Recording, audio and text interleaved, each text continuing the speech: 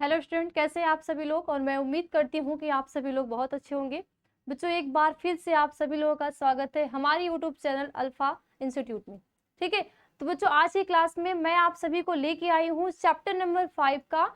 जितने भी आपके बोर्ड एग्जाम में बहुविकल्पी प्रश्न आते हैं, तो आज की क्लास में हम डिस्कस करने वाले हैं चैप्टर नंबर 5 के जितने भी मोस्ट इंपॉर्टेंट बहुविकल्पी क्वेश्चन है। ठीक है, तो चैप्टर नंबर 5 आपका क्या है, वंशागति तथा विविधता का सिद्धांत।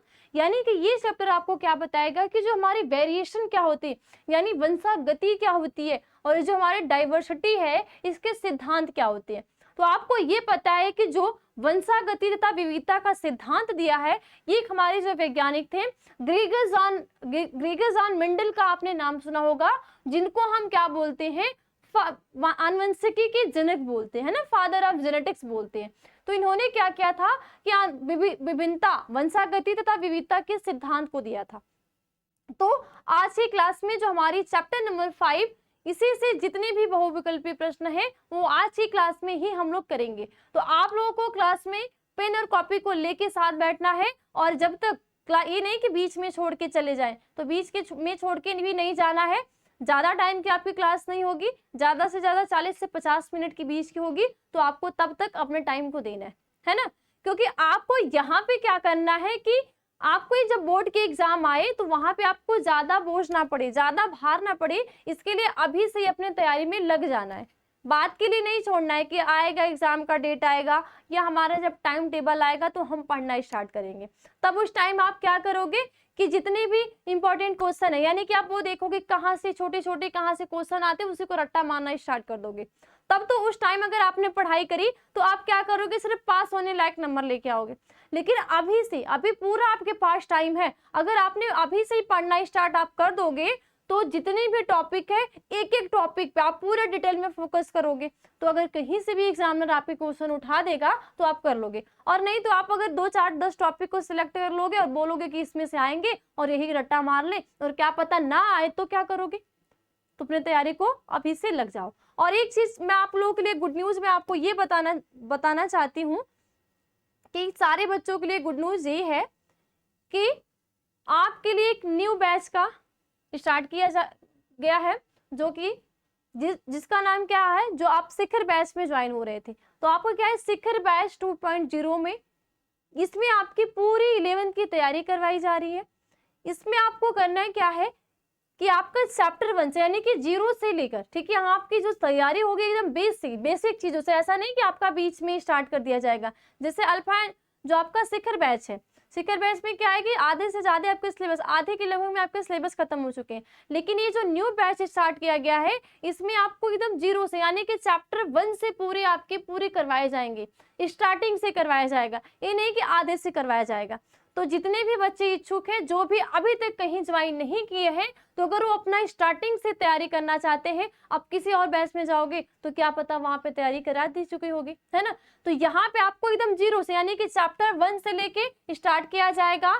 तो आप सभी जितने भी हमारे बच्चे इच्छुक हैं वो इस बैच को ज्वाइन हो सकते हैं। और इस अल्फा शिखर 2.0 से ज्वाइन होने के लिए आपको अल्फा इंस्टीट्यूट प्रो ऐप को डाउनलोड करना होगा, और इस ऐप को आप डाउनलोड करके शिखर बैच 2.0 से ज्वाइन हो सकते हैं। और इसमें आपकी जो तैयारी करवाई जाएगी एकदम 0 लेवल से करवाई जाएगी, ठीक है, यानी कि चैप्टर 1 से पूरी तैयारी होगी। अब इसमें आपको दिया क्या क्या जाएगा, इस बैच में आपको डेली लाइव क्लासेस, ठीक है, आपकी जो क्लासेस होगी वो डेली लाइव क्लासेस होगी, ओके।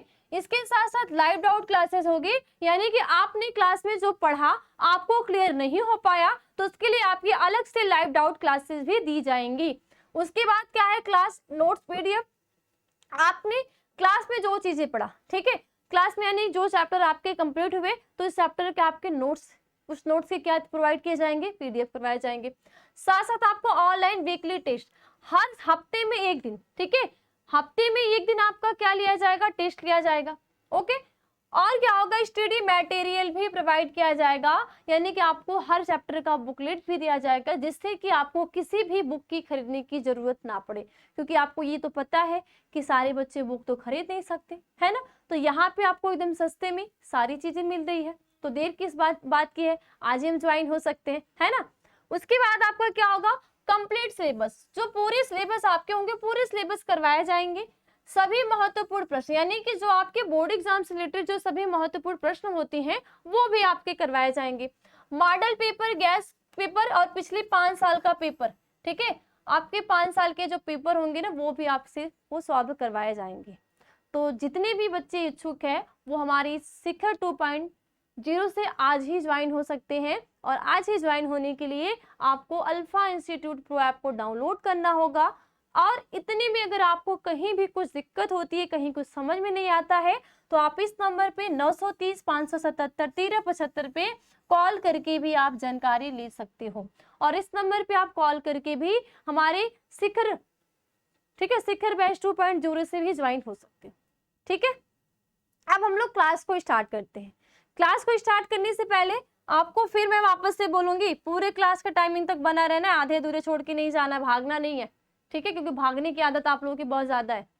ज्यादा टाइम लगेंगे नहीं, कम टाइम में कोशिश रहेगी कम से कम टाइम में आपकी क्लास खत्म हो, तो आपको तब तक बने रहने।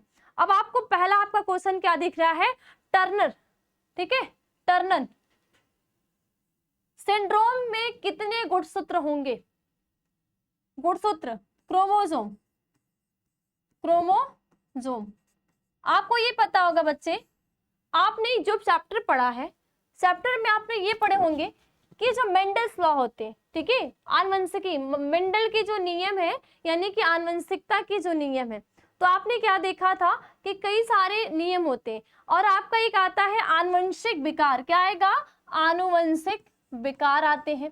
तो आनुवंशिक विकार में बच्चे आपके क्या होते हैं? 2 प्रकार के होते हैं। आनुवंशिक अगर विकार की बात करोगे तो इसमें आपके 2 प्रकार के होते हैं। एक आपका क्या होता है? एक आपका होता है मेंडली विकार। क्या होता है?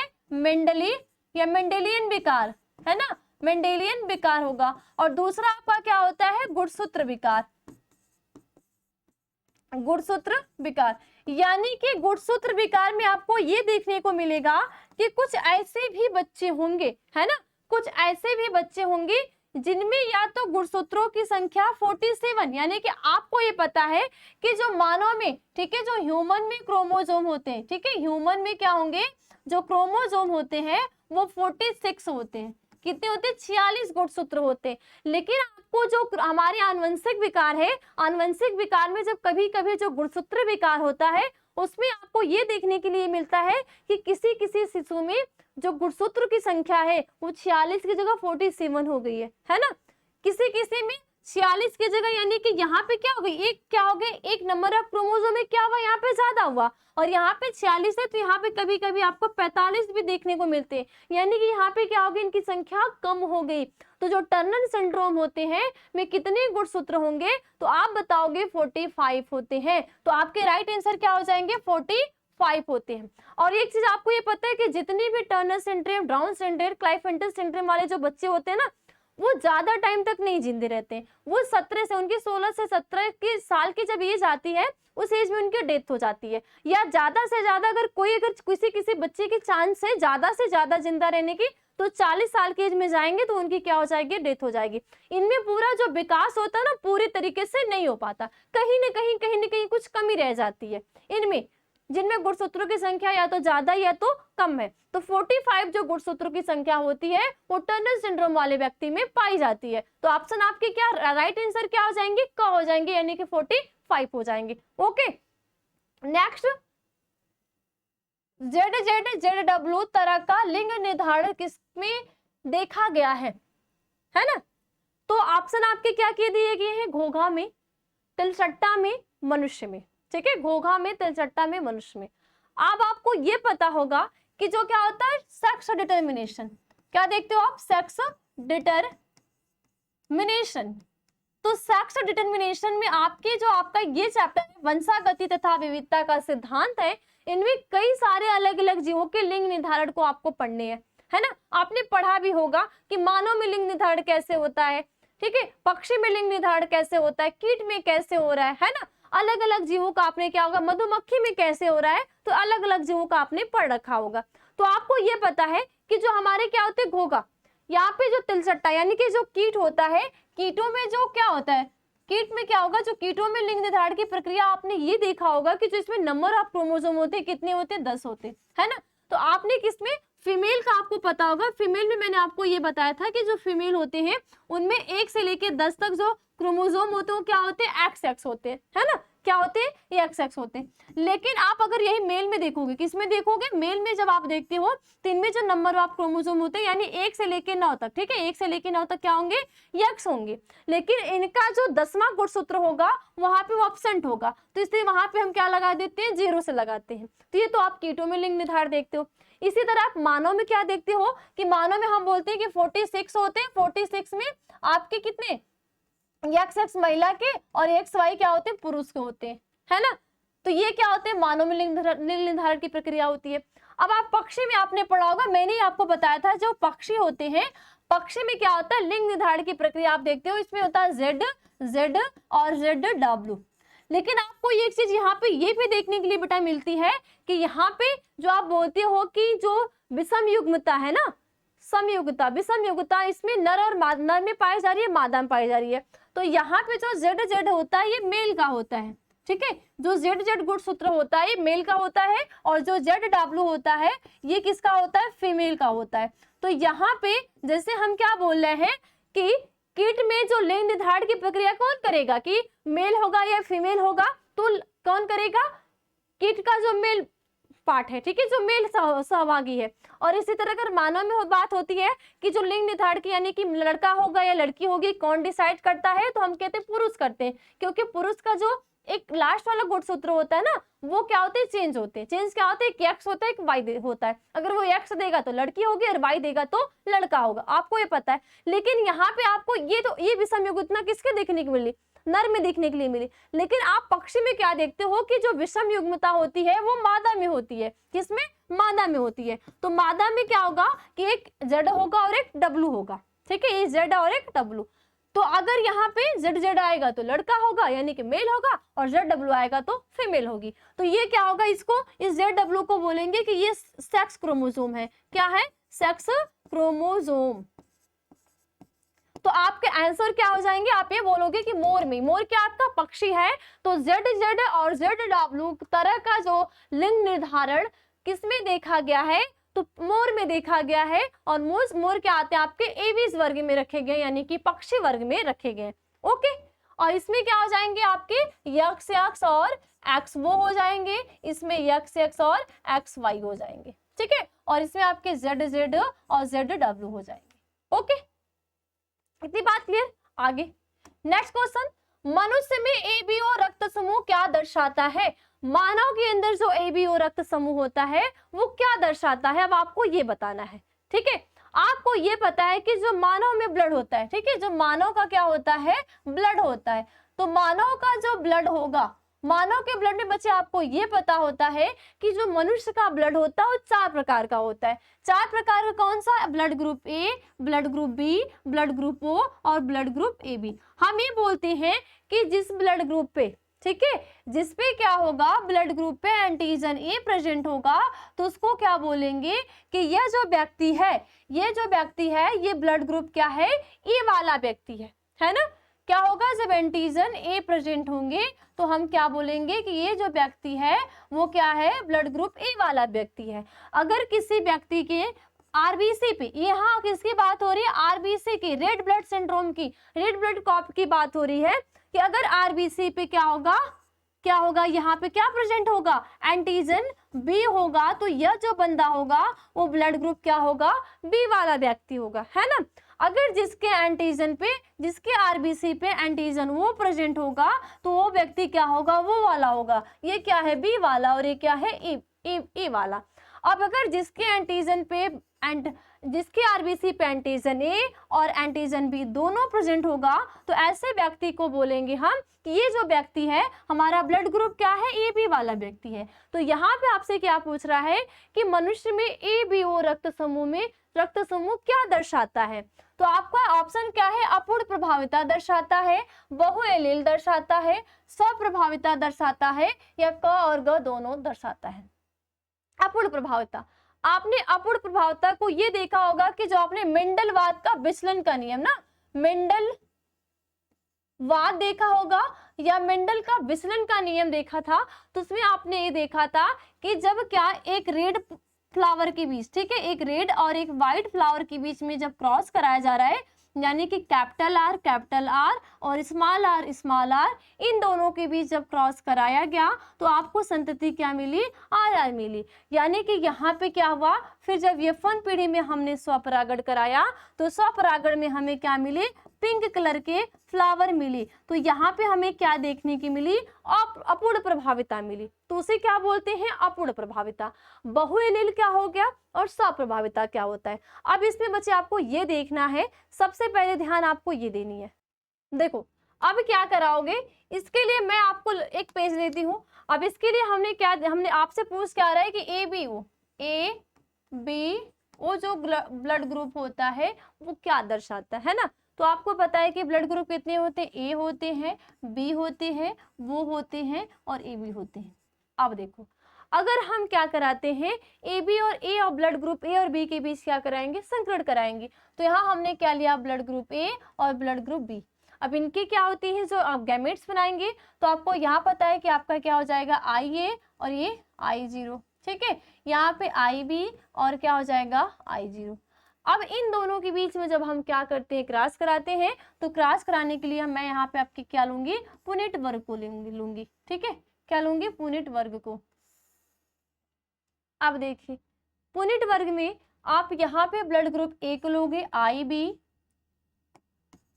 क्या लोगे, आई बी, ये हो जाएगा आपका आई बी और यहाँ पे आई जीरो। यहाँ हमने क्या लिया, आई ए और क्या लिया, आई जीरो। अब देखो अगर जब हमने क्या कराया, इनके बीच क्रॉस कराएंगे, तो जब आई ए और आई बी के बीच इसका क्रॉस इसके साथ करवाएंगे ना, तो क्या आएगा, आई ए और आई बी, ठीक है।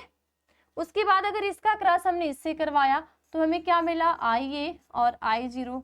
फिर हमने इसका क्रॉस इससे कराया तो आई बी और आई जीरो मिला। फिर हमने क्रॉस इसका इससे कराया तो आई जीरो और आई जीरो मिला, ठीक है।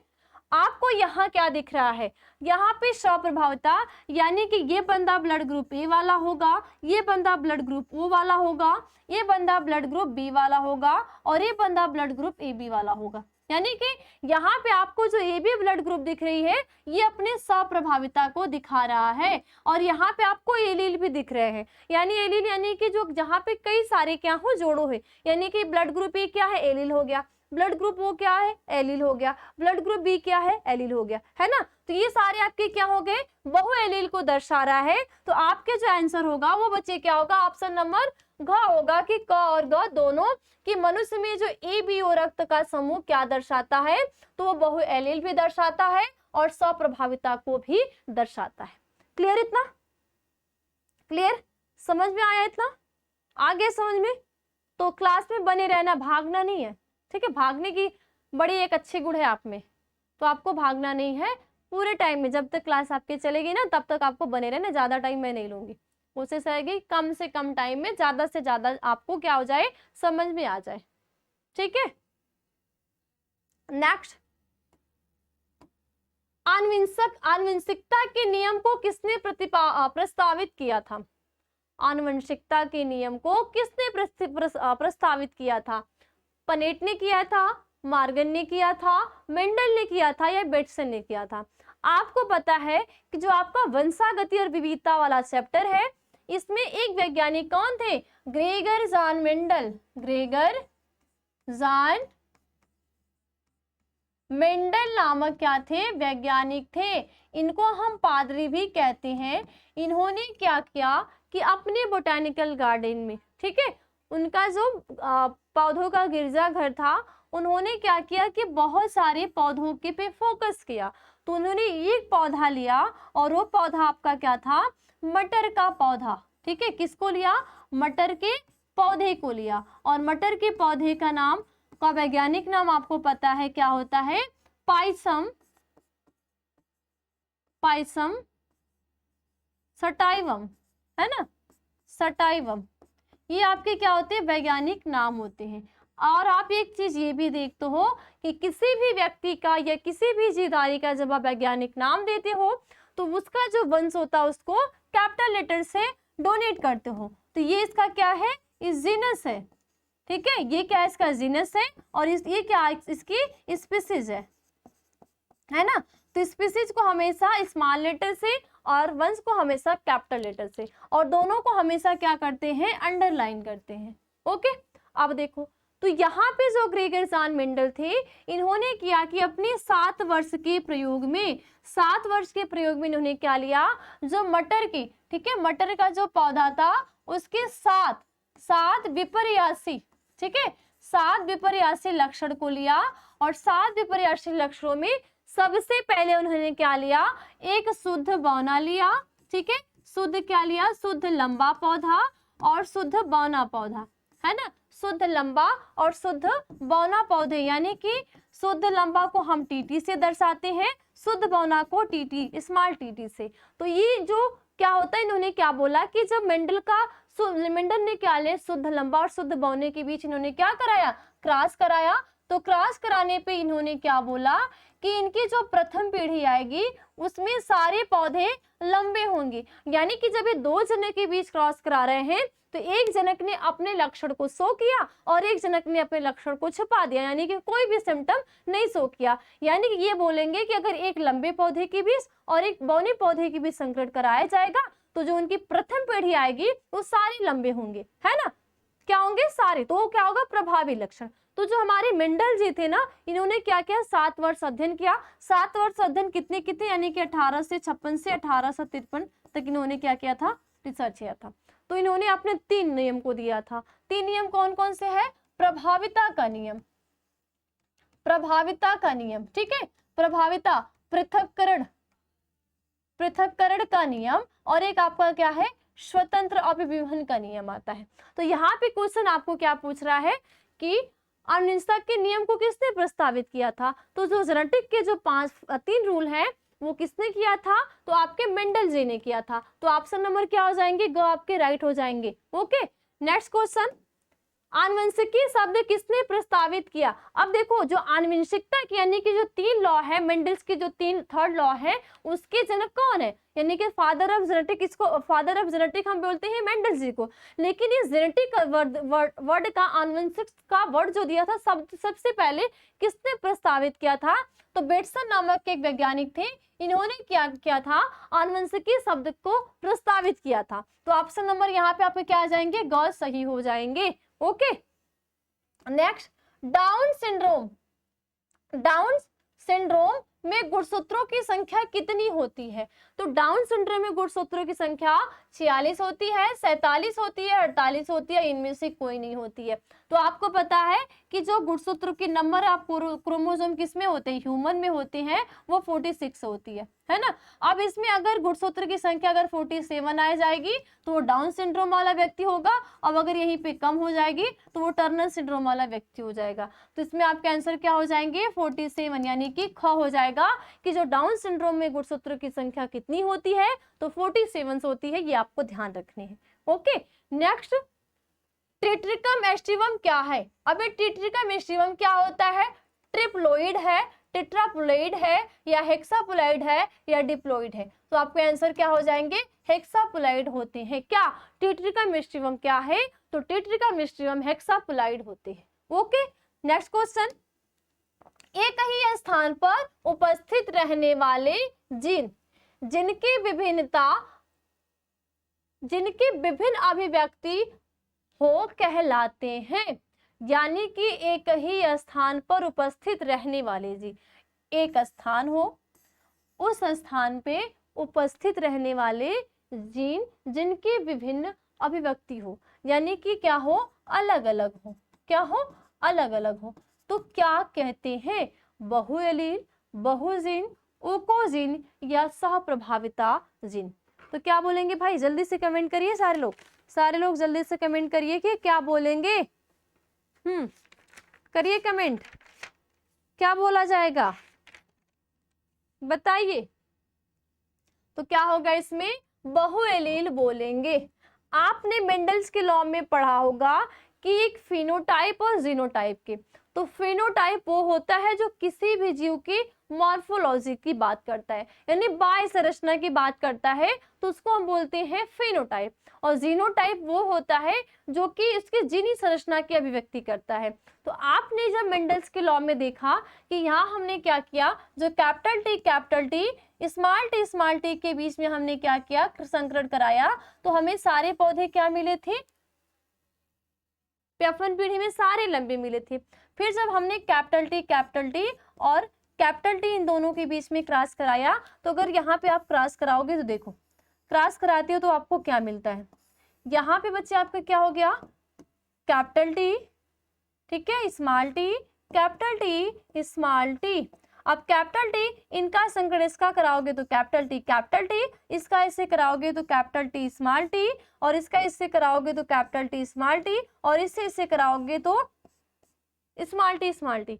यानी कि यहाँ पे हमें बोलेंगे कि इनमें जो लंबा पौधा होगा, है ना, जो लंबा पौधा होगा उसके कितने चांस होंगे, 75% चांस होंगे कि लंबे पौधे होंगे, और 25% चांस होंगे कि बौने पौधे होंगे। तो यहाँ पे अगर आप फिनोटाइप देखते हो ना, अगर आप फिनोटाइप देखते हो, अगर आपको यहाँ पे इसका फिनोटाइप देखना होगा, तो फिनोटाइप में हम क्या बोलते हैं कि जीवों के फिनोटाइप, यानी कि जीव के बाहरी संरचना को देखते हैं। तो फिनोटाइप में क्या आपको क्या दिख रहा है, 3 लंबे पौधे, यानी कि टी क्या दिखेगा, टी, इसकी संख्या 1 है, और जो कैपिटल टी स्मॉल टी इसकी संख्या 2 है, और टी की इसकी संख्या क्या है, तो इनका फिनोटाइप क्या होगा, 1 संबंधी 2 संबंधी क्या हो जाएगा, 1 हो जाएगा, है ना, क्या हो जाएगा इसका फिनोटाइप, सॉरी, इसका क्या हो जाएगा, ये इसका जीनोटाइप होगा ना, क्या होगा, जीनोटाइप, क्योंकि इसके आपको 3 जीन अलग अलग दिख रहे हैं, कुछ क्या है एकदम शुद्ध लंबा है, कुछ शुद्ध बौना है, और कुछ मिक्स अप, यानी कि लंबा और बौना दोनों का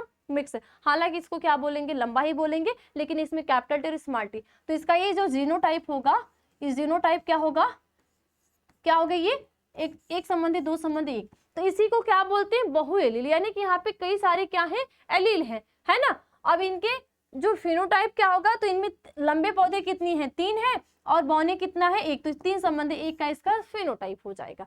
तो ये आपके एग्जाम में पूछते हैं। तो यहाँ पे बहुलील ऐसे हो गए कि एक ही स्थान पर उपस्थित रहने वाले जीन जिनके विभिन्न अभिव्यक्ति हो कहलाती है, तो क्या कहलाएगा, बहुएलील कहलाएगा। एग्जाम्पल यहाँ पे आपको ये देखोगे, जब ये क्रॉस कराओगे तो यहाँ पे आपको बहुएलील मिल रहे हैं, यानी कि जब उसको जीनी संरचना को देख रहे हो तो। ओके, नेक्स्ट, सबसे अधिक तथा सबसे कम जीन वाले मानव गुणसूत्र इनमें से कौन से, यानी कि सबसे अधिक और सबसे कम, ठीक है, इनमें से मानव गुणसूत्र वाले कौन से हैं, तो गुणसूत्र 21 एवं वाई, गुणसूत्र 1 एवं x, गुणसूत्र 1 एवं y, और गुणसूत्र 1 एवं y, ठीक है।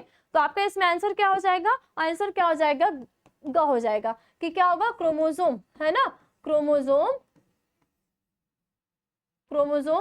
1 एंड y, ये क्या होते हैं, सबसे कम जीन वाले और मानव, यानी कि सबसे अधिक क्या होते हैं, सबसे अधिक तथा सबसे कम जीन वाले मानव गुणसूत्र इनमें से कौन से हैं, तो ऑप्शन नंबर क्या हो जाएगा, ग हो जाएगा। ओके, नेक्स्ट, दात्र कोश का अरक्तता प्रदर्शित करता है, एपिस्टेरिस को, सप्रभाविता को, प्लियोट्रॉपी को, अपूर्ण प्रभाविता को।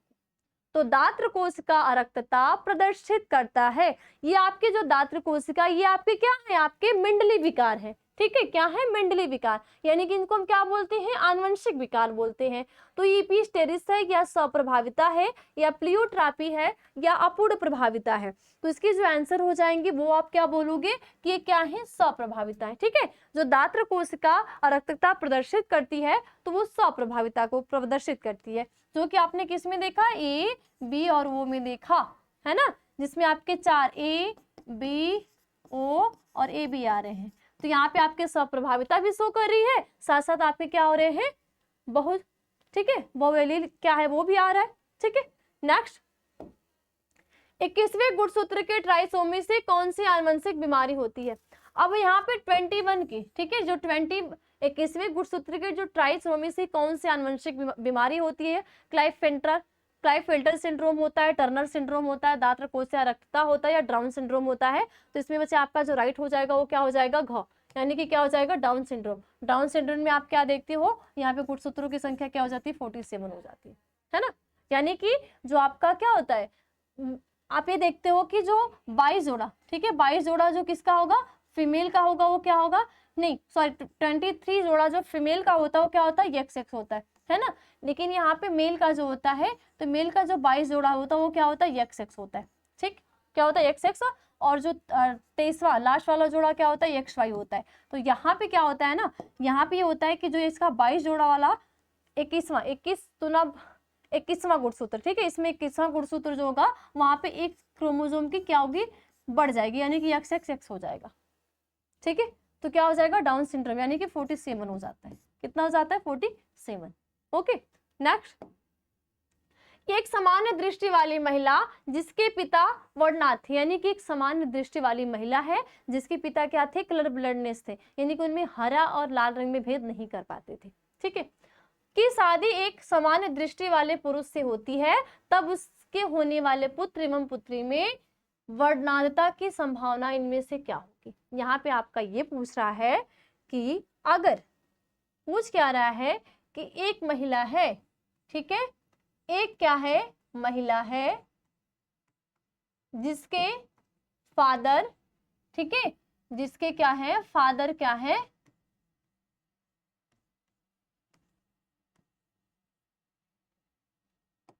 वर्णनादित है ना, कलर ब्लाइंडनेस, वर्णनादिता वाले थे। ठीक है, इस महिला का जो क्या है, शादी, और ये महिला क्या है, समान दृष्टि वाली, यानी कि इस महिला में कोई भी दिक्कत नहीं है। अब इस महिला की शादी सामान्य दृष्टि, है ना, सामान्य दृष्टि वाले पुरुष से होती है। तो इनमें क्या पूछ रहा है कि इनमें पुत्री एवं पुत्री में कलर ब्लाइंडनेस, तो इसमें पूछ रहा है कि इसकी क्या होगी, जो डॉटर होगी, डॉटर, और इसका जो क्या होगा, सन होगा। इनमें जो कलर ब्लाइंडनेस,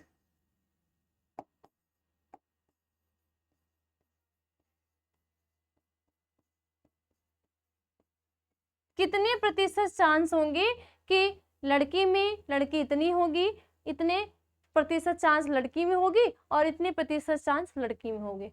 ठीक है, तो बताओ बताओ जल्दी से बताओ, किसमें चांस ज्यादा होंगे, बताओ भाई। ठीक है, अब देखो यहाँ पे आपको ये देखनी है कि क्वेश्चन क्या है कि एक महिला क्या है, वो समान दृष्टि वाली है, और उसका जो पिता था वो क्या था, वर्णनाथ था।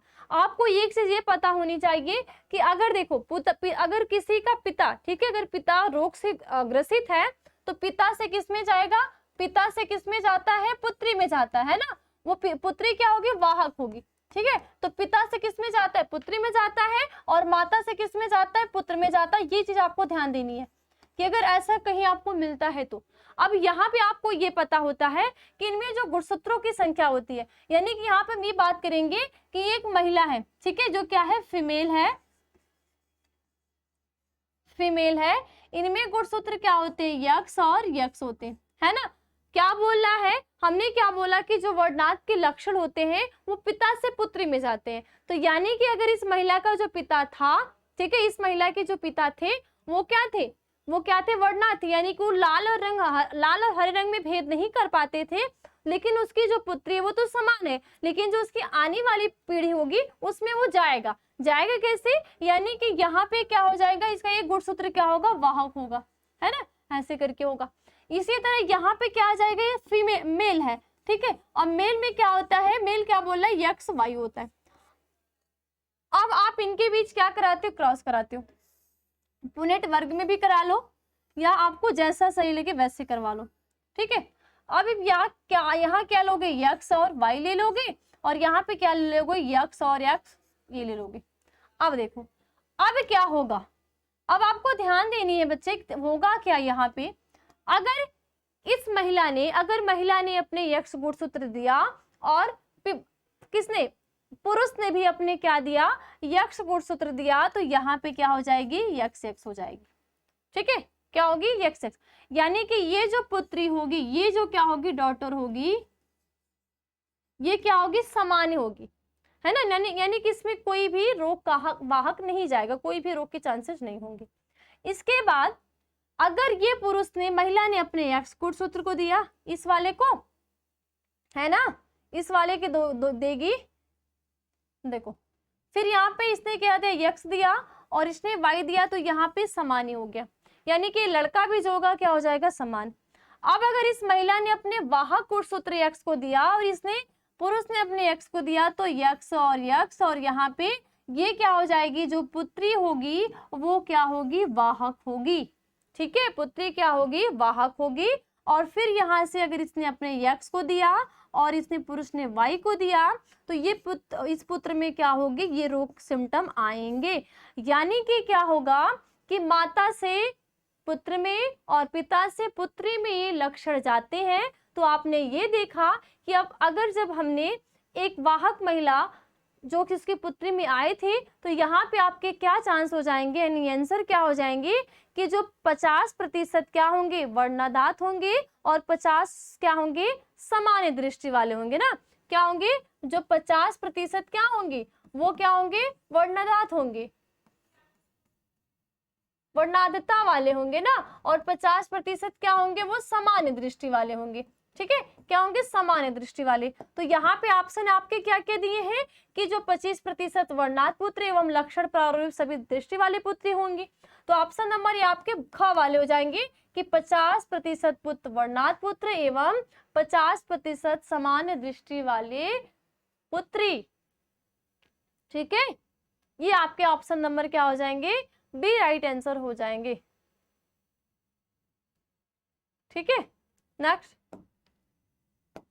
अभी पूछ रहा है कि एक बालक का रुधिर वर्ग O है तथा उसके पिता का रुधिर वर्ग B है, तो उसके पिता का जीन प्रारूप इनमें से कौन सा होगा। यानी यहाँ पे जीन प्रारूप को पूछ रहा है। आपको ये पता है, जो आपका ये दिया है इसको बोलते हैं ब्लड ग्रुप ए है आपका, है ना। इसको क्या बोलोगे, जिसके आरबीसी पेंटीजन वो प्रेजेंट होगा वो ब्लड ग्रुप ओ वाला व्यक्ति होगा। इस पे बी प्रेजेंट है तो ये बी वाला है, इस पे ये प्रेजेंट है तो ये वाला है, और इस पे भी क्या है तो ये बी वाला है ना। तो यहाँ पे क्या पूछ रहा है कि एक बालक का रुधिर वर्ग एक है, यानी कि एक ऐसा शिशु है जिसका ब्लड ग्रुप क्या है, वो ब्लड ग्रुप है, और इसका पिता का ब्लड ग्रुप क्या था, वो क्या है, बी वाला है। तो इनके पिता के जीन प्रारूप क्या होंगे आपके, वो होंगे बी होंगे या ये होंगे। तो आपके जो आंसर होंगे वो क्या हो जाएगा कि ब्लड ग्रुप बी वाला होगा। ठीक है, यानी कि जो ब्लड ग्रुप बी वाला अगर व्यक्ति है तो उसका जीन प्रारूप भी क्या होगा, बी होगा। तो ऑप्शन नंबर क्या हो जाएंगे, बी। ओके, क्योंकि ये इसका क्या होता है, जीन प्रारूप होता है ना, क्या होता है, जीन प्रारूप। आपने ये देखा था ना, मैंने अभी आपको बताया कि ये होता है आई बी और ये क्या हो जाएगा I0। ठीक है, और ऊपर क्या होता है IB और IB। तो ये इसका जो ये IB और I0 है, ये क्या इसका जीन प्रारूप होता है। तो अगर कोई भी ब्लड ग्रुप बी वाला व्यक्ति है तो उसका जीन प्रारूप क्या होगा, IB और I0 होगा। इसलिए ऑप्शन नंबर ये आपका क्या है, सही है। ठीक है, नेक्स्ट मेंडल ने प्रतिपादित किया, मेंडल ने क्या प्रतिपादित किया था, संलग्नता का नियम, आनुवंशिकता का नियम, थर्मोडायनेमिक्स का नियम है, ये इनमें से कोई नहीं। तो आपको पता है कि जो हमारे मेंडल जी थे उन्होंने 7 वर्ष क्या किया, अध्ययन किया। अध्ययन किस पे किया, मटर के पौधे पे, और मटर के पौधे ने उन्होंने 7 विपर्यास्य लक्षणों को लिया और उस लक्षण को देखते हुए उन्होंने मेंडल्स के आनुवंशिकता के 3 नियम को दिया। ठीक है, प्रभाविता का नियम, पृथक्करण या वियोजन या शुद्धता का नियम, या स्वतंत्र अपविभन का नियम। तो क्या होता है, आनुवंशिकता का नियम जो मेंडल जी ने आनुवंशिकता का नियम दिया था, इसके अंतर्गत हम 3 को पढ़ते हैं। क्या पढ़ते हो, प्रभाविता का नियम, पृथक्करण का नियम और स्वतंत्र अपविभन के नियम को आप पढ़ते हो। तो यहाँ पे आपके आंसर क्या हो जाएंगे कि ऑप्शन नंबर बी, कि मेंडल जी ने आनुवंशिकता के नियम को प्रस्तावित किया था, और मेंडल जी के 3 आनुवंशिकता के नियम थे, प्रभाविता का नियम, पृथक्करण या विभाजन का नियम या शुद्धता का नियम, या तो बोलेंगे 3rd वाला है स्वतंत्र अपविभन का नियम। ओके, नेक्स्ट क्वेश्चन, पृथक्करण के सिद्धांत को और क्या कहते हैं। आपको पता है इसमें जो मेंडल जी का 2nd नियम था पृथक्करण का नियम, उसको आप क्या बोलते हो, शुद्धता का नियम, या बोलते हो वियोजन का नियम, या युग्मक शुद्धता का नियम, है ना। तो आप क्या बोलते हो, जो मेंडल जी के सेकंड वाला लॉ था उसको हम या तो वियोजन का नियम बोलते हैं या पृथक्करण का नियम बोलते हैं, या एक नाम और जानते हैं जिसको बोलते हैं युग्मकों की शुद्धता का नियम। इसमें क्या होगा, जो गैमेट्स होंगे पूरी तरीके से क्या होंगे, प्योर होंगे, इसलिए इनको क्या बोलते हैं, युग्मकों की शुद्धता का नियम। ठीक है, तो ऑप्शन नंबर इसमें क्या हो जाएंगे आपके थर्ड सही हो जाएंगे। नेक्स्ट देखो, एक जीन जोड़ा दूसरे जीन जोड़े के प्रभाव को रोकता है किसमें, यानी कि एक जीन जोड़ा होगा वो दूसरे जीन के जोड़े को प्रभाव को रोकता है, तो किसमें रोकता है, प्रभाविता के नियम में, पॉलीमरेज के पॉलीमेरिज्म के नियम में, या एपिस्टेसिस में, या अप्रभाविकता में, किसमें रोकता है बताओ। ठीक है, तो इसमें आपके ऑप्शन क्या क्या दिए हैं, प्रभाविता में है, या बी या सी या डी में, तो आपका आंसर क्या हो जाएगा, एपिस्टेसिस। इसको बोलते हैं प्रबलता भी, हिंदी में क्या बोलते हैं, प्रबलता। प्रबलता में क्या होता है बच्चा ना, इसमें क्या होता है कि एक युग्म, ठीक है, एक युग्म जोड़े में जो दूसरा युग्म जोड़ा होता है वो उसके या तो प्रबलता को या तो उसके प्रभाव को कम कर देता है या तो संपादित कर देता है, तो क्या होगा, प्रबलता का। यानी कि एपिस्टेसिस में आप क्या देखते हो कि एक जीन जोड़ा दूसरे जीन जोड़े के प्रभाव को रोकता है ना, या तो वो संपादित कर देता है या तो रोक देता है, ठीक है, या तो दबा देता है, तो किसमें, प्रबलता में, यानी कि ऑप्शन नंबर इसका ग आपका सही हो जाएगा। ओके, नेक्स्ट, विभिन्न मेंडल के नियम का एक अपवाद है, प्रभाविता का नियम है, युग्मक की शुद्धता का नियम है, या संलग्नता का नियम है, या स्वतंत्र अपविभजन का नियम है। तो आपने ये पढ़ा है कि जो हमारे मेंडल जी ने थे उन्होंने क्या किया था, 3 नियम के आनुवंशिकी के 3 नियम को दिया था, लेकिन एक मेंडलवाद का, या मेंडलवाद जानते हो, या मेंडल के विचलन नियम को, यानी कि एक ऐसा रूल है जो एक और वैज्ञानिक ने क्या किया, उसके विरोध प्रदर्शन बोले, तो उन्होंने क्या किया कि एक अलग ही रूल दिया जिसमें मेंडल्स के जो थर्ड लॉ थे उससे कोई भी मैचिंग नहीं थी, तो किसमें थी, संलग्नता का नियम, जिसमें आप स्वप्रभाविता भी पढ़ते हो, जिसमें ए बी और वो ब्लड ग्रुप के आपने क्या स्वप्रभाविता पढ़ते हैं ना, तो इसमें संलग्नता का जो नियम होता है इसमें अपूर्ण प्रभाविता शो करती है। ठीक है, तो मेंडल के नियम का एक और अपवाद है, तो वो क्या है, संलग्नता का नियम, यानी कि 17 का जो आंसर हो जाएगा वो क्या हो जाएगा, ग हो जाएगा। ओके, नेक्स्ट, विभिन्नताओं का स्रोत है समसूत्री, अर्धसूत्री, निवेशन, उत्परिवर्तन, यानी कि जो विभिन्नताएं आ रही हैं इस विभिन्नताएं का स्रोत क्या है, क्या स्रोत होता है, समसूत्री यानी कि मेयोसिस डिवीजन, माइटोसिस डिवीजन, ठीक है, सॉरी समसूत्री को बोलते हैं, समसूत्री को आप क्या बोलते हो, माइटोसिस डिवीजन। बच्चा आपको पता होगा कि इसमें गुणसूत्रों की संख्या चेंज नहीं होती, इसमें कोशिकाओं की संख्या बढ़ती है लेकिन नंबर ऑफ क्रोमोसोम की संख्या सेम ही रहती है। अगर यहाँ पे मातृकोशिका 2n है तो यहाँ पे अगर जब इनमें क्या होगा, विभाजन होगा, तो यहाँ पे गुणसूत्रों की संख्या 2n ही होगी, यहाँ पे 2n ही होगी, लेकिन यहाँ पे संख्या क्या हो रही है, बढ़ती जा रही है ना। तो ये क्या होते हैं, समसूत्री विभाजन। मेयोसिस, अर्धसूत्री में आप क्या देखते हो कि मेयोसिस डिवीजन एक ऐसा डिवीजन होता है जिसमें अगर मातृ कोशिका क्या है 2n है तो पुत्री कोशिका क्या हो जाएगी, n हो जाएगी, यानी कि अगर यहाँ पे 46 है तो यहाँ पे 23 होगा। अब यहाँ से वापस से फिर एक चीज आपको ये ध्यान देनी है कि इनमें जो गुणसूत्रों की संख्या आधी होती है तो सिर्फ एक बार जब अर्धसूत्री प्रथम अर्धसूत्री विभाजन होगा तो उसमें नंबर ऑफ क्रोमोसोम की संख्या घटेगी, यानी कि 46 से कितनी आ जाएगी, 23 आ जाएगी। लेकिन वापस से जब सेकेंड माइटोसिस डिवीजन होगा तो उनमें संख्या बढ़ेगी लेकिन क्रोमोसोम की संख्या में कोई चेंज नहीं होगा, यानी कि यहाँ पे n और n, तो यहाँ पे 23 ही रहेंगी। अब आगे भी ये प्रोसेस करेंगे तो वे 23 ही रहेंगे, कोशिकाओं की संख्या बढ़ेगी लेकिन नंबर ऑफ क्रोमोसोम वही रहेंगे। ये बात आपको ध्यान देनी है। अब आपका क्या है, उत्परिवर्तन का जो म्यूटेशन होता है, ठीक है, म्यूटेशन पढ़ते हो ना, म्यूटेशन का जो नियम है आपके इसी चैप्टर में आपने पढ़ा होगा, तो इसके जो आपके आंसर हो जाएंगे वो आंसर क्या होगा, घ होगा, कि विभिन्नताओं का स्रोत है, जो विभिन्नताओं का स्रोत किसको दिया जाएगा, तो उत्परिवर्तन को, यानी कि म्यूटेशन को दिया जाएगा, है ना। तो ऑप्शन नंबर क्या हो जाएंगे इसमें, डी राइट आंसर होगा। ओके। नेक्स्ट, क्रॉसिंग ओवर किस आवासी में होता है? लेप्टिटीन, साइटोकाइनेसिस यानी कि साइटोकाइनेसिस में, या लेप्टिटीन में, या पैक्टिन में, या डाइकाइनेसिस में। तो किस में होता है? तो आंसर क्या हो जाएगा आपका? पैक्टिन में ना। क्रॉसिंग ओवर किस आवासी में होता है? तो पैक्टिन में होता है। ठीक है, इसको आप थोड़ा सा देख लेना। नेक्स्ट, इनमें से कौन सा रक्त समूह सार्वभौमिक रक्तदाता है? Blood group A, blood group B, blood group A B, या ब्लड ग्रुप ओ?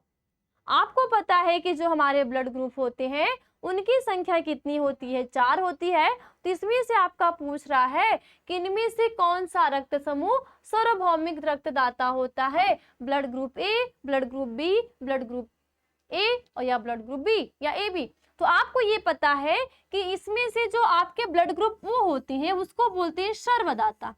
यानी कि क्या होता है? सबको देने वाला होता है, लेकिन ये किसी का नहीं लेगा। ठीक है, किसी का नहीं लेगा। जिस बंदे का ब्लड ग्रुप वो होगा उसी का लेगा। और इसमें ब्लड डोनेट करने में आरएस फैक्टर का भी एक अलग रोल होता है ना। फैक्टर को जो आप देखते हो तो इसमें आरएस प्लस और यानी कि आरएस पॉजिटिव, आरएस नेगेटिव होता है। तो इस बंदे में भी अगर जिस व्यक्ति का ब्लड ग्रुप आरएस वो पॉजिटिव होगा ना, तो ब्लड ग्रुप ओ पॉजिटिव वाला व्यक्ति वो पॉजिटिव को ही देगा। ये चीज भी आपको ध्यान देनी होती है, लेकिन यहाँ पे आप तो ये पढ़ना नहीं है। तो आपको ये पता है कि ब्लड ग्रुप ओ सर्वदाता होता है, ब्लड ग्रुप ए बी क्या होता है? सर्वग्राही होता है। सर्वग्राही, ग्रहण करने वाला, जो भी दिया जा रहा है ग्रहण करने वाला है ना, सबका ले रहा है, अपना देगा नहीं। क्या होता है? सर्वग्राही होते हैं। तो सर्वग्राही को ही बोलते हैं सार्वभौमिक रक्तदाता बोलते हैं, यानी कि सबसे लेने वाला। तो आंसर क्या हो जाएगा? ब्लड ग्रुप ए बी जो होता है वो सार्वभौमिक होता है या सर्वग्राही होता है, जो कि सबसे लेगा, अपना नहीं देगा। कुछ लोग ऐसे होते हैं ना जो सबसे लेने वाले होते हैं लेकिन देने वाले अपने नहीं होते। तो वही बात यहाँ पे भी है। और कुछ लोग ऐसे होते हैं जो मतलब उनके अंदर एक देने की कैपेसिटी होती है, वो सबको देते हैं लेकिन किसी का नहीं लेते, यानी कि वो इतने पावरफुल होते हैं, उनके पास इतना भगवान का दिया हुआ होता है। तो यहाँ पे जो हमारे धनी कौन है? ब्लड ग्रुप वो वाला व्यक्ति है कि इतना ज्यादा ये धनी है कि सबको दे देगा, लेकिन वो किसी का नहीं लेगा। लेगा किसका? जो उसका अपना होगा उसी का, है ना। और ये भी ब्लड ग्रुप वाला बंदा क्या अपने का तो लेगा ही, दूसरों का भी लेगा। कुछ ऐसे लोग होते हैं ना, अपना भी ग्रहण करना चाहते हैं, दूसरों का भी ग्रहण करना चाहते हैं। तो ब्लड ग्रुप ए बी में ये बात आ जाती है। हाँ, लेकिन यहाँ पे फैक्टर का डिपेंड करता है कि यहाँ पे ब्लड ग्रुप जो ए बी पॉजिटिव है, ए बी निगेटिव है, A B positive, A positive या ए निगेटिव, बी पॉजिटिव या बी निगेटिव, या ओ पॉजिटिव, इस पे डिपेंड थोड़ा सा करता है। तो जब आप ब्लड ग्रुप के बारे में पढ़ोगे तो वहां पे आपको डिटेल से पता चलेगा। आई होप कि आपको इन सारी चीजों को पता होगा, क्योंकि बेसिक चीजें है ना। नेक्स्ट, अर्जित गुणों की वंशागति का सिद्धांत किनके द्वारा किया गया? अर्जित गुणों का, कुछ अर्जित, ठीक है, अर्जित गुणों का गुणों की वंशगति का सिद्धांत किनके द्वारा किया गया? डार्विन के द्वारा, लेमार्क के द्वारा, डी वरिज के द्वारा, हैकल के द्वारा? किसके द्वारा किया गया था? तो 21 का जो आंसर होगा वो लेमार्क के द्वारा। जो लेमार्क थे ना, उन्होंने क्या किया था? अर्जित, ठीक है, क्या किया था? अर्जित गुणों के वंशागति के सिद्धांत को दिया था। किसको दिया था? अर्जित वंशागति के सिद्धांत को जो हमारे लेमार्क जी ने था, उन्होंने क्या किया था? दिया था। आप आगे चल के आपने पढ़ोगे लेमार्कवाद क्या होता है, आगे की जो आपके चैप्टर आएगी तो लेमार्कवाद क्या होता है, डार्विनवाद क्या होता है, लेमार्कवाद की कमियां क्या है, डार्विनवाद की कमियां क्या है, इन सारी चीजों को आगे चल के आपको क्या है पढ़ना है।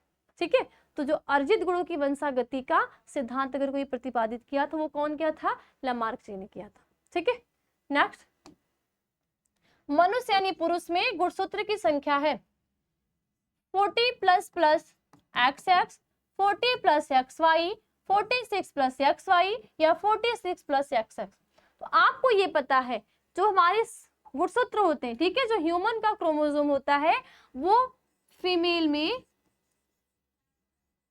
में क्या होते हैं? XX होते हैं। ठीक है, यानी कि जो इनके 46 होंगे वो क्या हो जाएंगे? XX से हो जाएंगे। जो मेल होगा, पुरुष में इनके जो 22 जोड़े गुणसूत्र होते हैं वो क्या होते हैं? XX होते हैं। लेकिन इनका जो 23वां जोड़ा गुणसूत्र होता है वो क्या होते हैं? XY गुणसूत्र होते हैं। और इसी गुणसूत्र को बोलते हैं सेक्स क्रोमोसोम। क्या बोलोगे, सेक्स क्रोमोसोम। यानी कि यही गुणसूत्र क्या करेगा, ये डिसाइड करेगा कि जो आने वाली संतति है वो लड़का है या लड़की है।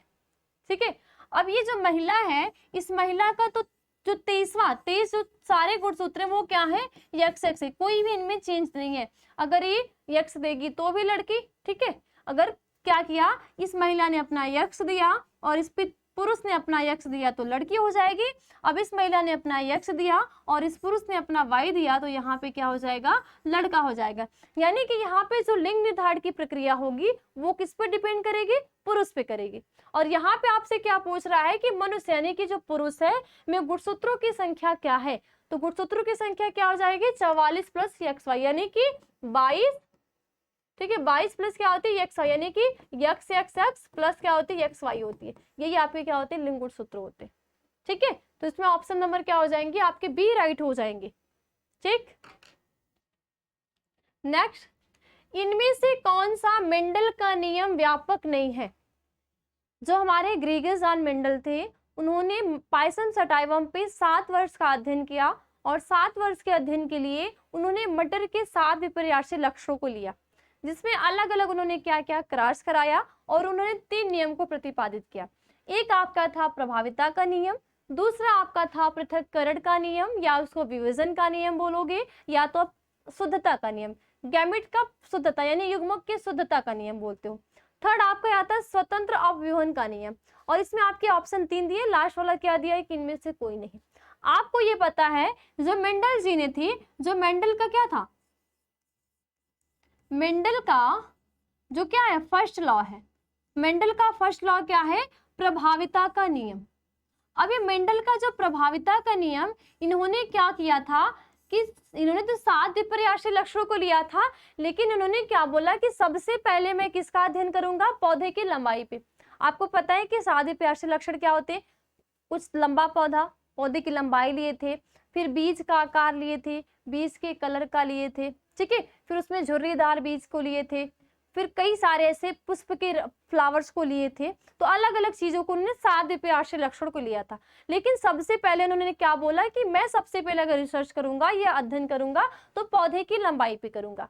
तो जो मेंडल का प्रथम लॉ था, तो उसमें उन्होंने क्या किया कि शुद्ध लंबा पौधा को लिया, क्या लिया, लंबा पौधा को लिया, और ये जो लंबा पौधा था ये क्या था, शुद्ध था। ठीक है, शुद्ध लंबा पौधा, तो आप शुद्ध लंबा पौधा को कैपिटल टी से डिनोट करते हो। फिर उन्होंने क्या किया, शुद्ध बौना पौधा लिया, और शुद्ध बौना पौधा को आप किससे डिनोट करते हो, स्मॉल टी से। ठीक है, तो इन्होंने क्या किया, जब इन दोनों के बीच में संकरण की क्रिया कराई, तो जब इन्होंने संकरण की क्रिया कराई तो इन्होंने ये देखा कि यहाँ पे किसी भी जीव में, ठीक है, जब किसी का भी आप संकरण कराते हो तो अगर 2 जनक है, ये क्या आपके 2 जनक है ना, अब इन 2 जनों के बीच जब आप संकरण की क्रिया कराते हो तो आप क्या बनाते हो, गैमिट्स बनाते हो। सबसे पहले आप क्या बनाओगे, गैमिट, तो यहाँ पे क्या बनाओगे, गैमिट, तो यहाँ पे टी और यहाँ पे टी। लेकिन जब यहाँ पे जो गैमिट्स होते हैं दोनों समान होते हैं, यानी कि अगर यहाँ पे जब कैपिटल टी और कैपिटल टी स्मॉल टी होता तो आपको यहाँ पे बनाने पड़ते, लेकिन अगर यहाँ पे आप ऐसे भी बना देते हो तो यहाँ पे आके संतति क्या हो जाएगी, कैपिटल टी और स्मॉल टी। यानी कि जो मेंडल का जब उन्होंने शुद्ध लंबा पौधा और शुद्ध बौना पौधे के बीच संकरण कराया तो उन्होंने क्या देखा कि जो सारे पौधे थे वो लंबे आए, यानी कि यहाँ पे 2 जनक के बीच संकरण कराया तो जो लंबे पौधे वाले जनक थे उन्होंने अपने लक्षण को शो किया, है ना, और बौना पौधा वाला जो था वो अपने लक्षण को प्रकट नहीं किया। तो जो लक्षण को प्रकट करता है उसको क्या बोलते हैं, प्रभावी, ठीक है, प्रभावी लक्षण बोलते हैं, प्रभावी युग्मक बोलते हैं, और जो अपने प्रभावी जनक बोलते हैं ना, और जो अपने लक्षण को शो नहीं करेगा वो क्या करेगा, अप्रभावी जनक बोलते हैं। अब क्या होगा, ये तो इनकी F1 पीढ़ी में सारे पौधे क्या हो गए, लंबे प्राप्त हो गए, लेकिन ये जो शुद्ध बौना पौधा था ये क्या सोचा कि मैं भी चुप होने वाला नहीं हूँ, अगर शुद्ध लंबे पौधे ने अपने लक्षण को शो कर दिया तो मैं भी कहीं न कहीं तो करूंगा ही। ठीक है, क्या करूंगा, कहीं न कहीं तो करूंगा ही। जब आप वापस से संकरण कराते हो तो आपको क्या क्या मिलता है, जब कैपिटल टी स्मॉल टी के बीच आप संकरण कराते हो तो आपको पुनेट वर्ग में क्या मिलता है, आप ये देखते हो, संकरण करा के आप देखना, मैं शॉर्ट में आपको समझा रही हूँ, है ना। आपने संकरण कराया तो यहाँ पे आप क्या लोगे, capital small T capital T small T. तो आपने क्या किया इस हाँ इन दोनों के बीच में, तो कैपिटल टी यहाँ पे क्या हो जाएगा, शुद्ध लंबा पौधा आएगा, है ना, और यहाँ पे कैपिटल टी स्मॉल टी आ जाएगा, ठीक है। फिर यहाँ पे क्या हो जाएगा, कैपिटल टी स्मॉल टी आ जाएगा, यहाँ पे capital T capital small T, यानी कि यहाँ पे ये होगा कि इसको भी हम क्या बोलते हैं, लंबा पौधा बोलते हैं। ये भी क्या करता है, लंबा, हालांकि इसमें स्मॉल टी आते हैं, लेकिन यहाँ पे इसने अपने प्रभावी को शो किया, अपने लंबेपन को शो कर रहा है ना, तो इसको क्या बोलेंगे, लंबे पौधा। तो यहाँ पे क्या हो जाएगा, 3 संबंध 1 का अनुपात हो जाएगा। यहाँ पे ये भी बोल सकते हैं कि जब 75% जो चांस हुई, यानी कि अप टू पीढ़ी आई उसमें, तो 75% जो चांस क्या थे, पौधे लंबे थे, और 25% क्या आए, बौने पौधे आए, यानी कि जो बौना पौधा था वो उसने भी शांत नहीं रहा, उसने भी सेकेंड पीढ़ी में अपने लक्षण को शो कर दिया, ठीक है। तो इनमें से कौन सा मेंडल का नियम व्यापक नहीं है, तो जो आपका प्रभाविता का नियम होता है ये मेंडल्स का व्यापक नियम नहीं होता, ठीक है, मेंडल जी का क्या है, व्यापक नियम नहीं होता है। तो इससे 23 का आपका राइट आंसर क्या हो जाएगा, क हो जाएगा। क्या होगा, क की प्रभाविता का जो नियम होता है ये व्यापक नहीं है, तो ये चीज आपको ध्यान देनी है। आगे देखो, ब्रेवरी का संबंध किससे है, ब्रेवरी क्या है, वैज्ञानिक से है ना, तो ब्रेवरी का संबंध किससे है, सेक्रोमाइसिस से है, प्रोटोजोआ से है, टेरिडोफाइट से है, मार्सोपियल से है। प्रोटोजोआ क्या होते हैं, जितने सारे प्रोटीन्स होते हैं, यानी अमीबा हो गया, यूग्लिना हो गया, और आपका क्या आता है, पैरामीशियम हो गया, ये सारे आपके क्या है, प्रोटोजोआ होते हैं। टेरिडोफाइट्स क्या होते हैं, टेरिडोफाइट्स के अंदर जितने भी आपके सजावटी प्लांट्स आते हैं ना, वो सब कहाँ आते हैं, टेरिडोफाइट्स के अंतर्गत आते हैं, ठीक है। तो इसमें आपका जो आंसर होगा वो क्या होगा, सेक्रोमाइसिस, यानी कि विवरी का जो संबंध किससे है, तो जो विवरी का संबंध है वो सेक्रोमाइसिस से है, ये चीज आपको ध्यान देनी है। अब आगे नेक्स्ट, सिकल कोशिका एनीमिया किस प्रकार का रोग है, लिंग संबंधी रोग है, ऑटोसोम संबंधी रोग है, कमी जनित रोग है, या मेटाबॉलिक या कार्यिक या चयापचय संबंधित रोग है। सिकल कोशिका, आप ये जानते हो कि आनुवंशिक विकार होते हैं, कुछ ऐसे भी विकार होते हैं जो हमारे बॉडी में रोगजनक होते हैं, रोग फैलाते, रोग होते हैं। तो आपने विकार आपके 2 प्रकार के होते हैं, एक मेंडलीय विकार और एक गुणसूत्र यानी कि क्रोमोसोमल विकार, ठीक है। तो यहाँ पे जो सिकल कोशिका एनीमिया किस प्रकार का रोग है, तो ऑप्शन नंबर ए, बी, सी या डी, तो ऑप्शन नंबर क्या हो जाएगा कि ऑटोसोम संबंधी रोग है। क्या है, ऑटोसोम संबंधी। आपको पता है कि जो हमारे मानव में गुणसूत्रों की संख्या होती है वो कितनी होती है, 46 होती है, ठीक है। तो जो 22 जोड़े गुणसूत्र होते हैं, 22 जोड़े जो गुणसूत्र होते हैं वो क्या होते हैं, ऑटोसोमल गुणसूत्र होते हैं, यानी महिला और पुरुष दोनों के क्या होते हैं, समान होते हैं। तो यहाँ पे जो चेंजेस होंगे, यानी कि एक गुणसूत्र की संख्या क्या हो जाएगी, बढ़ जाएगी, तो ऑटोसोम संबंधित रोग होता है। कौन होता है, आपके सिकल कोशिका एनीमिया किस प्रकार का रोग है, तो सिकल कोशिका एनीमिया ऑटोसोम संबंधी रोग है। ऑप्शन नंबर क्या हो जाएंगे, ख हो जाएंगे। ओके, नेक्स्ट, लेक ऑपेरान किसका प्रतिनिधि है, अनुदेशी जीन क्रियाविधि का, दमनकारी जीन क्रियाविधि का, गृह संचालन जीन संरचना का, या इन सभी का। तो 26 का जो आंसर होगा वो क्या होगा, ख होगा, कि जो लेक ऑपेरान किसका प्रतिनिधि है, तो लेक ऑपेरान दमनकारी जीन क्रियाविधि का होता है। किसका होता है, दमनकारी क्रियाविधि का होता है, ठीक है। तो ये आपके क्या है, सही है। नेक्स्ट, यप्टू संतति की बाह्य लक्षणीय अनुपात अपूर्ण प्रभाविता की स्थिति में क्या होता है, यप्टू पीढ़ी का अनुपात अपूर्ण प्रभाविता की स्थिति में क्या होता है, 3 संबंधी 1, 2 संबंधी 2, 1 संबंधी 2 संबंधी 1, या इनमें से कोई नहीं। तो 27 का क्या होगा, 27 का आपका क्या हो जाएगा, ग हो जाएगा। कि आपने क्या देखा था, अपूर्ण प्रभाविता यानी कि बाह्य लक्षणी। आपने क्या देखते हो, अपूर्ण प्रभाविता को हम क्या बोलते हैं, बाह्य लक्षणी को बोलते हैं फिनोटाइप। फिनोटाइप में हम क्या देखते हैं कि जो जीव होते हैं उसके बाह्य संरचना को, यानी कि उसका आकार कैसा है, उसका रंग कैसा है, इन सारी चीजों को हम देखते हैं। तो आपने जो मेंडल जी का फर्स्ट लॉ पढ़ा है, तो उसका फिनोटाइप आपका क्या आ रहा है, फिनोटाइप पे आपने क्या देखा कि आपको कुछ ये मिल रहे थे, है ना, कुछ पौधे ये भी आए, है ना, और कुछ पौधे ये भी आए, तो एक, ठीक है, ये आपको दो दिखे थे, दो और एक, तो एक संबंधी दो संबंधी एक। तो P2 संतति की बाह्य लक्षणीय अनुपात अपूर्ण प्रभाविता की स्थिति में क्या होता है, तो एक संबंधी दो संबंधी एक होता है। नहीं समझ आ रहा है तो यहाँ पे आप देख लो, मैं समझा दे रही हूँ, ठीक है, बाद में ना रह जाए कि दिक्कत हो जाए। फिनोटाइप और जीनोटाइप क्या होते हैं? फिनोटाइप किसी भी जीव के बाह्य स्ट्रक्चर को देखते हैं और जीनोटाइप किसी भी जीव की जीन संरचना को देखते हैं, ठीक है। अब यहाँ पे ओके, नेक्स्ट